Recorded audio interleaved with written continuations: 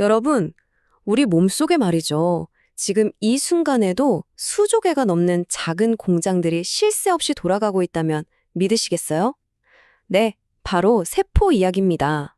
오늘은 우리 생명의 가장 기본 단위, 이 정말 경이로운 세포 공장 안으로 한번 들어가 보겠습니다. 자, 오늘 우리가 둘러볼 공장 견학 코스는 이렇습니다. 먼저 이 모든 운영의 기초가 되는 청사진부터 살펴볼 거고요. 그 다음엔 아주 엄격한 보안을 자랑하는 정문을 통과해 볼 겁니다. 그리고 나선 공장의 심정부라고 할 수 있는 생산 라인을 둘러보고 마지막으로 이 모든 걸 가능하게 만드는 전문 기술자들까지 만나볼 거예요. 자, 그럼 첫 번째 코스, 바로 공장의 핵심부터 들여다보죠. 모든 위대한 건축물이 설계도에서 시작하잖아요. 우리 세포 공장도 마찬가지입니다. 바로 청사진에서 모든 게 시작되죠. 과연 어떤 부서들이 이 공장의 뼈대를 만들고 있는지 지금부터 한번 살펴보겠습니다. 이거 한번 생각해보면 정말 경이롭지 않나요?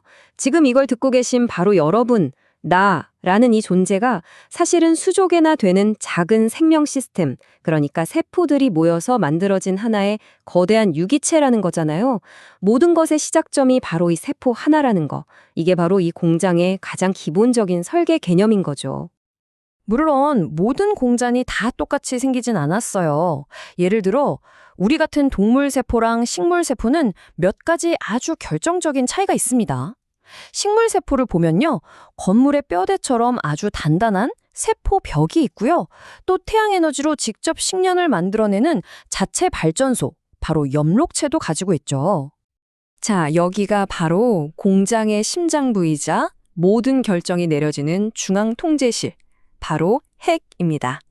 이곳에는 DNA라는 정말 절대적인 마스터 설계도가 보관되어 있어요. 뭘 만들지, 언제 만들지, 또 얼마나 만들지.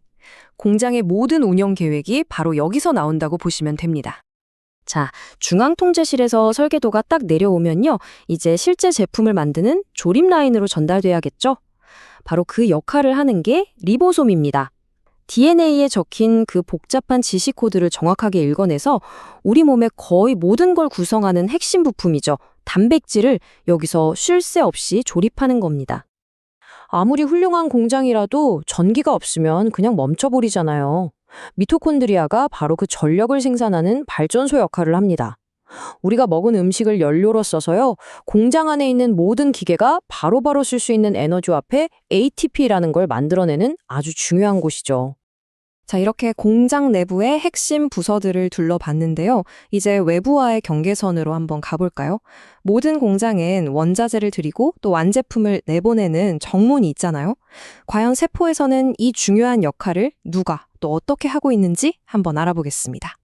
세포의 정문, 바로 세포막인데요. 이게 그냥 단순한 벽이 아니에요. 뭐랄까요, 아주 까다롭고 스마트한 보안 검색대에 가깝다고 할 수 있죠. 우리한테 필요한 물자는 안으로 들여보내주고 위험하거나 필요 없는 것들은 아주 철저하게 막아내는 정말 놀라운 선별 능력을 가지고 있습니다. 이 보안 검색대를 통과하는 방법이 에너지를 쓰지 않는 경우에 두 가지가 있는데요. 산소처럼 아주 작은 방문객은 그냥 벽을 통과하듯이 스며들 수가 있어요. 별다른 도움이 필요 없죠. 하지만 포도당처럼 크기가 좀 큰 VIP 손님은요, 단백질로 만들어진 전용 게이트를 통해서만 들어올 수 있습니다. 여러 물질들 중에서도 특히 물의 이동은 우리 생명에 너무 중요해서 아예 삼투라는 특별한 이름까지 붙여줬어요. 그러니까 간단히 말해서 물 분자들만 쓰는 특별한 이동 방식이다, 이렇게 생각하시면 쉽습니다. 만약에 세포를 주변보다 훨씬 묽은 용액에 퐁당 빠뜨리면 어떻게 될까요? 균형을 맞추려고 물이 세포 안으로 막 밀려 들어오기 시작해요. 결국 튼튼한 벽이 없는 동물세포, 예를 들면 우리 피 속에 있는 적혈구 같은 애들은요, 이 물을 감당하지 못하고 점점 부풀어 오르다가 결국 펑 하고 터져버리는 거죠. 그럼 반대의 경우는 어떨까요? 혹시 배추 소금에 절이는 거 보셨어요? 딱 그거랑 같아요. 세포를 주변보다 더 진한 용액에 넣으면 이번엔 반대로 세포 안에 있던 물이 밖으로 쫙 빠져나가 버립니다. 결국 적혈구는 수분을 다 잃고 힘없이 쪼그라들게 되는 거죠. 자, 이제 정문을 통해서 원료도 들어왔겠다. 드디어 실제 제품을 만드는 공장의 핵심, 생산 라인으로 가볼 시간입니다. 이곳에서는 우리 생명을 유지하기 위한 수많은 화학 반응, 이걸 우리가 물질 대사라고 부르죠. 이 물질 대사가 정말 쉴 새 없이 일어나고 있어요. 이 생산 라인에서는 크게 보면 두 가지 작업이 동시에 일어나고 있는데요. 하나는 에너지를 써서 작은 부품들, 예를 들면 아미노산 같은 걸로 큰 구조물, 단백질을 만드는 동화작용이고요. 또 다른 하나는 반대로 큰 연료, 포도당 같은 걸 분해해서 에너지를 얻는 이화작용입니다. 그러니까 한쪽에서는 계속 짓고 다른 한쪽에서는 계속 부수면서 공장의 균형을 맞추고 있는 셈이죠. 이게 정말 재밌는 비교인데요. 우리 몸이 포도당으로 에너지를 얻는 거랑 장작을 태워서 열을 얻는 거랑 원리는 비슷하거든요. 근데 그 방식은 정말 하늘과 땅 차이입니다. 장작이 타려면 400도가 넘어야 하지만 우리 몸은 고작 37도에서 이걸 해내요. 또 한꺼번에 펑 터트리는 게 아니라 아주 여러 단계에 걸쳐서 에너지를 안전하고 효율적으로 뽑아내는 거죠. 진짜 놀랍도록 정교한 시스템 아니겠어요? 아니, 근데 어떻게 우리 몸이 이렇게 정교한 화학 반응을 컨트롤할 수 있는 걸까요? 그 비밀은 바로 생산 라인 곳곳에 배치된 전문 기술자들 덕분입니다. 자, 이제 이 숨은 주역들, 효소에 대해서 알아볼 시간입니다.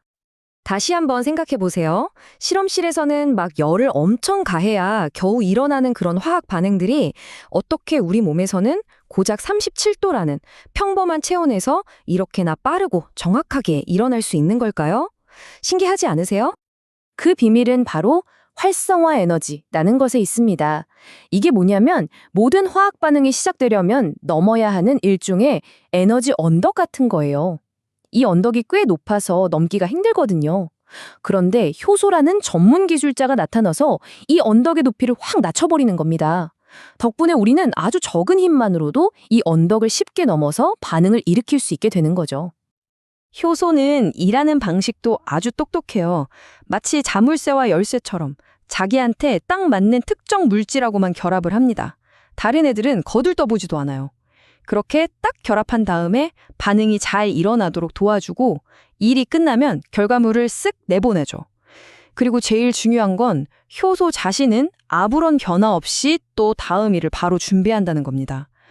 정말 완벽하게 효율적인 재사용 시스템이죠. 그런데요, 이 놀라운 기술자들이 우리 세포 공장 안에서만 일하는 게 아니었다는 사실, 우리로 즐겨 먹는 김치나 치즈를 만들 때, 고기를 부드럽게 만들 때도 쓰이고요. 심지어 매일 쓰는 세탁세제나 우리가 입는 청바지에 물을 빼는 공정에도 이 효소가 들어갑니다. 알고 보니 우리 생활 아주 깊숙한 곳에서 이미 활약하고 있었던 거죠.